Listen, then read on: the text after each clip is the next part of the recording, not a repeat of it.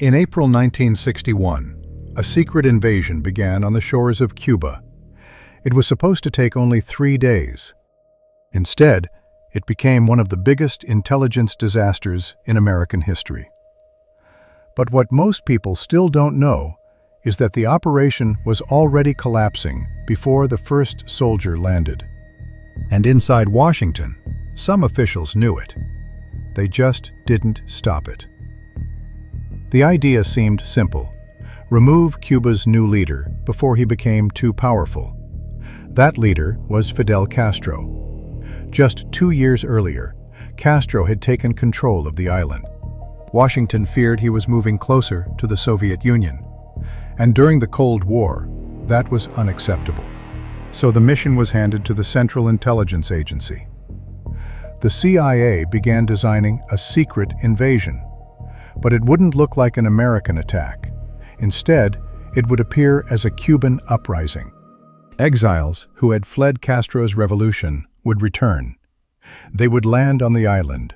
They would spark a rebellion, and the Cuban government would collapse. On paper, the plan looked flawless. But there was one problem. The plan depended on something intelligence officers could not control: the Cuban people. CIA analysts believed that once the invasion started, thousands of Cubans would join the rebels. They believed the population secretly hated Castro. But that assumption was based on incomplete information. And as the invasion date approached, some intelligence officers began to worry, because the reports coming from Cuba told a different story. Instead of rebellion, Castro's government seemed stronger than ever. But by then, the operation had already moved too far. Training camps had been built, weapons had been delivered, and nearly 1,500 fighters were preparing for war. The invasion would take place at a quiet stretch of Cuban coastline, a place known as the Bay of Pigs. CIA planners believed the location was ideal, remote, hard to defend, perfect for a surprise landing. But hidden inside the classified briefings was a dangerous truth. The operation depended on perfect timing, perfect secrecy, and perfect luck. And history rarely gives all three. The invasion date was set: April 1961. Within days, the operation would move forward. But in Washington, a new president had just taken office, and he was about to face the first great crisis of his presidency. His name was John F. Kennedy, and the decision placed before him would change the course of the Cold War. The invasion force did not appear overnight. It was built in secret. Thousands of miles away from Cuba, hidden training camps were established across Central America. The men who arrived there had one thing in common. They had all fled Castro's revolution. Many had lost their homes. Some had lost their families. All of them wanted to return, and they wanted revenge. The CIA turned them into soldiers. Weapons training began almost immediately. Rifles, explosives, amphibious landings. Every movement was rehearsed again and again. But the training was only part of the operation. The CIA needed the invasion to look like a Cuban uprising, not an American intervention. So the soldiers received a new name. They became Brigade 2506. Officially, they were not connected to the United States. But in reality, the entire operation was controlled by the CIA. The fighters trained with American instructors. They used American weapons, and they flew aircraft supplied by the United States. Even the pilots were carefully selected. Some were Cuban exiles. Others had quietly worked with the CIA before. Their planes were painted without national markings. If anyone asked questions, Washington would deny everything. The illusion had to remain intact. Because if the world discovered the truth, the political consequences could be enormous. But while the army was being prepared, something else was happening. Cuban intelligence had begun to notice strange movements.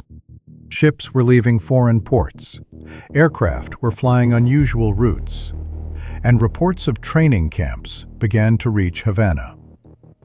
Inside Cuba, Fidel Castro was already expecting an attack. His government began strengthening coastal defenses. Troops were moved toward vulnerable areas. Airfields were placed on alert. But CIA planners still believed they had the advantage. They believed the first airstrikes would destroy Castro's air force. Without aircraft, Cuba would not be able to stop the invasion, and once the brigade landed, the rebellion would begin. That was the theory. But inside the CIA, not everyone was convinced. Some analysts warned that the plan depended on too many assumptions. Others feared the Cuban military was far stronger than expected. Still, the preparations continued. Ships were loaded with weapons, transport aircraft were fueled, and the secret army moved closer to its destination. The final orders had been given. Within days, Brigade 2506 would sail toward Cuba, and when they reached the shore, the fate of the operation would depend on what happened in the first few hours. Because in covert warfare, the first mistake can destroy everything. And the Bay of Pigs invasion was about to make several. In the early hours of April 17, 1961, the invasion finally began. Under the cover of darkness, ships carrying Brigade 2506 moved slowly toward the Cuban coast. The men on board knew this was their moment. For months, they had trained for this night. Now there was no turning back. The target was a quiet stretch of coastline known as the Bay of Pigs. CIA planners believed the area was ideal, remote, isolated, difficult to defend. If everything went according to plan, the landing would be swift. Then the rebellion would begin. But even before the first troops reached the shore, the plan was already unraveling. The operation had started with airstrikes meant to destroy the Cuban Air Force. These attacks were critical. Without them, Cuban aircraft could attack the invasion fleet. But the airstrikes had not gone as planned. Several Cuban planes survived, and that small detail would soon become a disaster. As the brigade approached the beaches, the first warning signs appeared. Cuban radar had already detected unusual activity. Military units were moving toward the coast. The element of surprise was slipping away. When the landing boats finally reached the shore, the soldiers expected chaos. Instead, they found resistance. Within hours, Cuban forces loyal to Fidel Castro began surrounding the beachhead. Armored vehicles rolled toward the landing zone. Artillery opened fire, and Cuban aircraft began attacking the ships offshore. The invading force was suddenly trapped. The plan had assumed local support from the population, but no uprising appeared. The villages nearby remained quiet. The rebellion the CIA had predicted never began. Instead, the brigade faced the full force of the Cuban military. Inside Washington, reports from the battlefield were becoming alarming. The invasion was not progressing. Supplies were running low, and the brigade was quickly losing ground. Yet the most difficult decision still lay ahead, because the operation had always depended on one final possibility: direct American support. And that decision rested with the new President of the United States, John F. Kennedy. Within the next 48 hours, the fate of the invasion would depend on what he chose to do. But whatever decision he made, the situation on the beaches of Cuba was already becoming impossible to control. In the early hours of April 17, 1961, the invasion finally began. Under the cover of darkness, ships carrying Brigade 2506 moved slowly toward the Cuban coast. The men on board knew this was their moment. For months they had trained for this night. Now there was no turning back. The target was a quiet stretch of coastline known as the Bay of Pigs. CIA planners believed the area was ideal, remote, isolated, difficult to defend. If everything went according to plan, the landing would be swift. Then the rebellion would begin. But even before the first troops reached the shore, the plan was already unraveling. The operation had started with airstrikes, meant to destroy the Cuban Air Force. These attacks were critical. Without them, Cuban aircraft could attack the invasion fleet. But the airstrikes had not gone as planned. Several Cuban planes survived, and that small detail would soon become a disaster. As the brigade approached the beaches, the first warning signs appeared. Cuban radar had already detected unusual activity. Military units were moving toward the coast. The element of surprise was slipping away. When the landing boats finally reached the shore, the soldiers expected chaos. Instead, they found resistance. Within hours, Cuban forces loyal to Fidel Castro began surrounding the beachhead. Armored vehicles rolled toward the landing zone. Artillery opened fire, and Cuban aircraft began attacking the ships offshore. The invading force was suddenly trapped. The plan had assumed local support from the population, but no uprising appeared. The villages nearby remained quiet. The rebellion the CIA had predicted never began. Instead, the brigade faced the full force of the Cuban military. Inside Washington, reports from the battlefield were becoming alarming. The invasion was not progressing. Supplies were running low, and the brigade was quickly losing ground. Yet the most difficult decision still lay ahead, because the operation had always depended on one final possibility: direct American support. And that decision rested with the new President of the United States, John F. Kennedy. Within the next 48 hours, the fate of the invasion would depend on what he chose to do. But whatever decision he made, the situation on the beaches of Cuba was already becoming impossible to control. At dawn, the beaches of the Bay of Pigs were already burning. Smoke rose above the palm trees. Landing boats drifted in the water. And the invasion force realized something had gone terribly wrong, because the resistance was far stronger than expected. Within hours, Cuban forces began closing in from multiple directions. Trucks filled with soldiers raced toward the coastline. Artillery units were deployed on nearby roads, and the brigade suddenly found itself surrounded. The entire operation had depended on speed. If the rebels could move inland quickly, they might establish a foothold. But that window was already closing. The beaches had turned into a battlefield. Then another disaster appeared in the sky: Cuban aircraft. Several planes had survived the earlier airstrikes, and now they were attacking the invasion fleet. Machine gun fire ripped through supply ships. Explosions echoed across the water. Some vessels caught fire. Others were forced to retreat. The brigade on the beach suddenly faced a terrifying reality. Their supply lines were disappearing. Ammunition began running low. Fuel reserves were shrinking, and there was no clear escape route. Inside Cuba, Fidel Castro was already moving quickly. He personally traveled toward the battlefield. Troops were mobilized across the region. The Cuban government was treating the invasion as a national emergency. Radio broadcasts called for immediate resistance. Thousands of soldiers were deployed.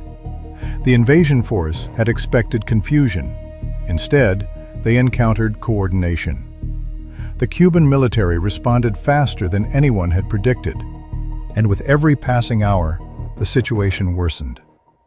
But the most dangerous problem was still unfolding far away, in Washington. Because the entire operation had always depended on one critical decision: air support from the United States.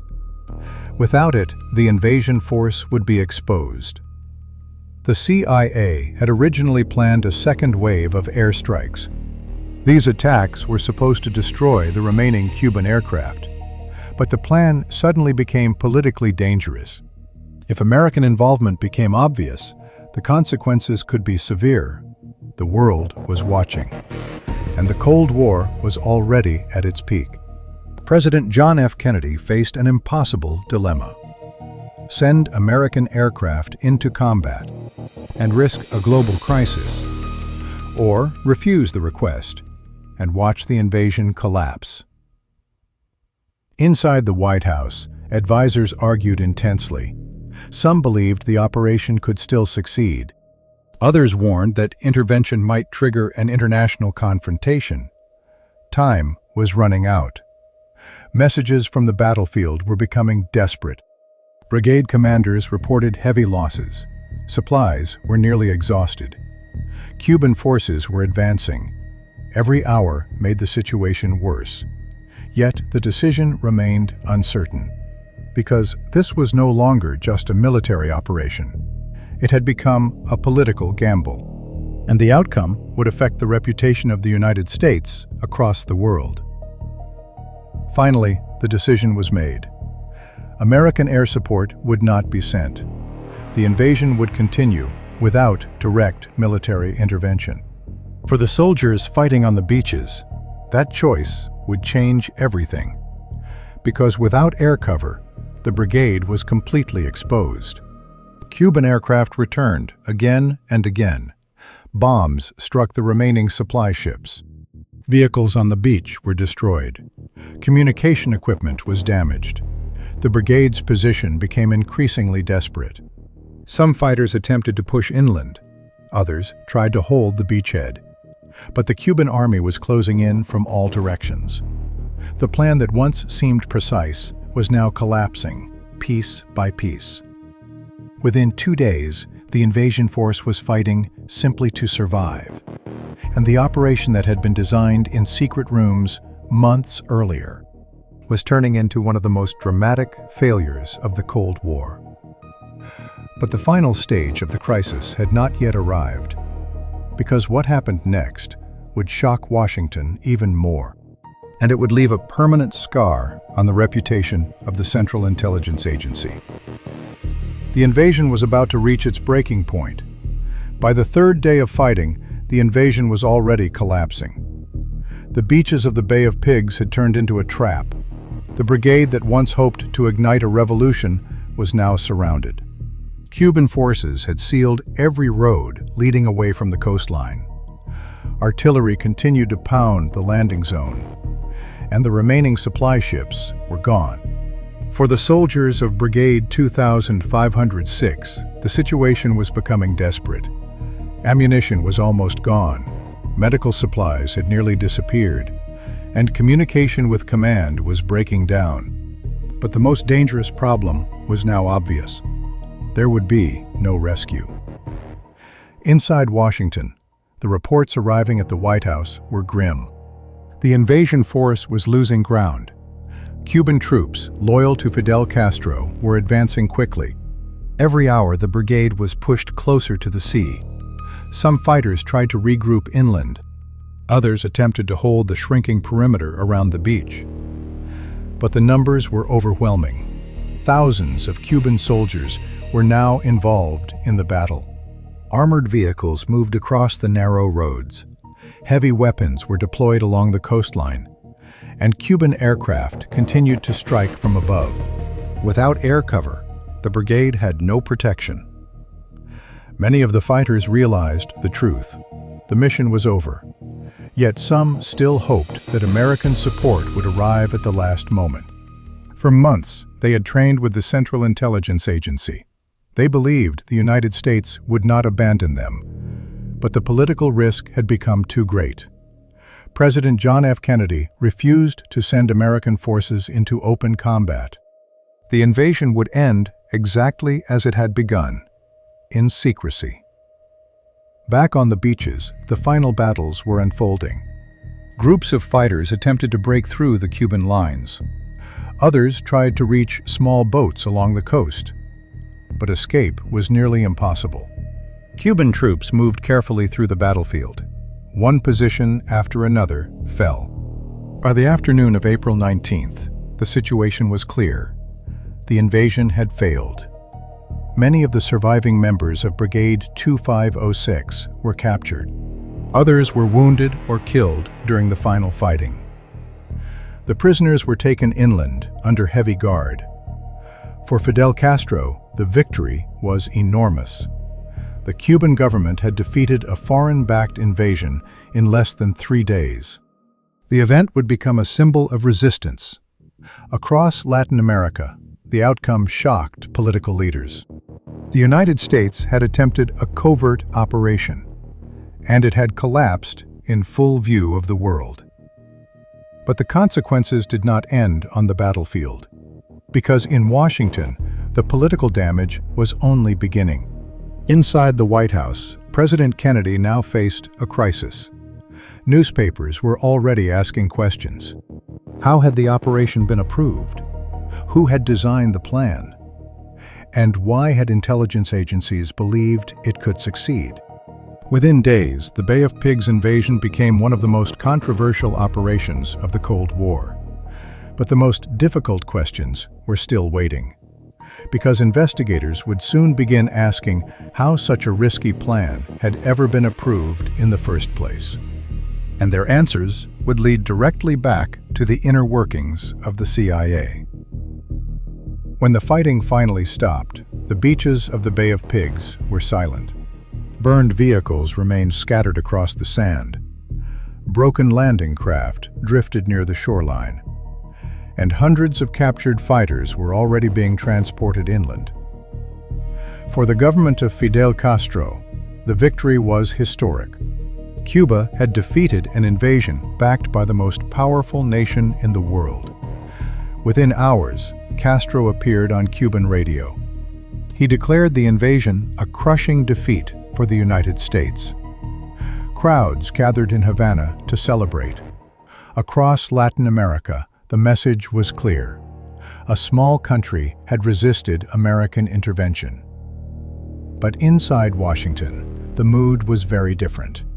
The operation had collapsed faster than anyone expected, and the political consequences were immediate. Inside the White House, President John F. Kennedy accepted responsibility for the disaster. In a public statement, he acknowledged that the invasion had failed. But privately, the anger inside the administration was growing.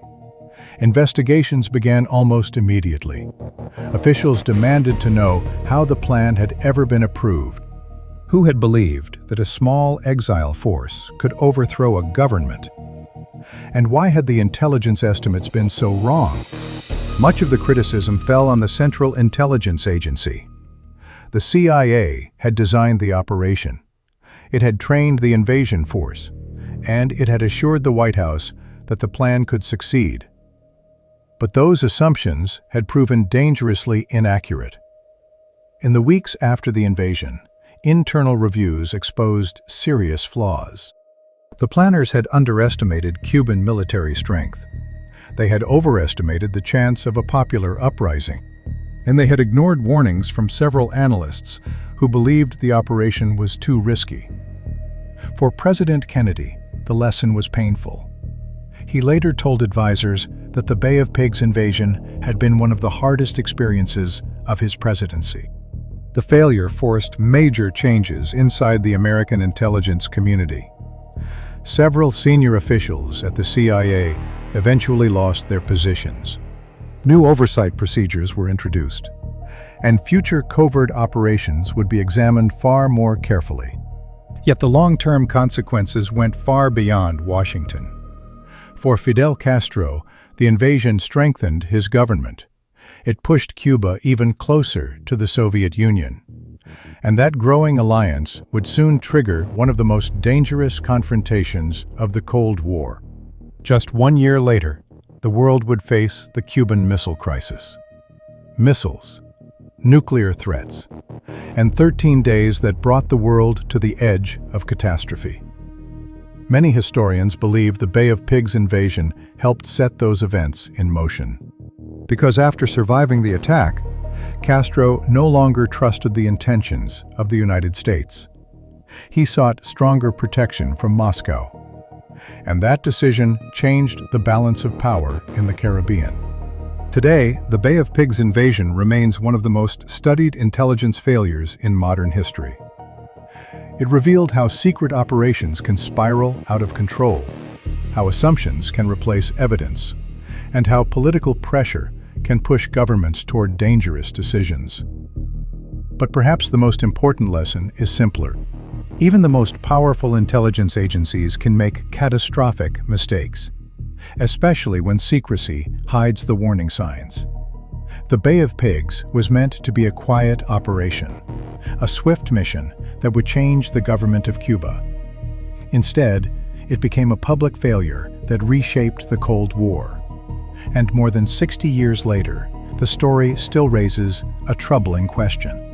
If such a carefully planned operation could collapse so quickly, what other secrets from that era remain hidden in the archives?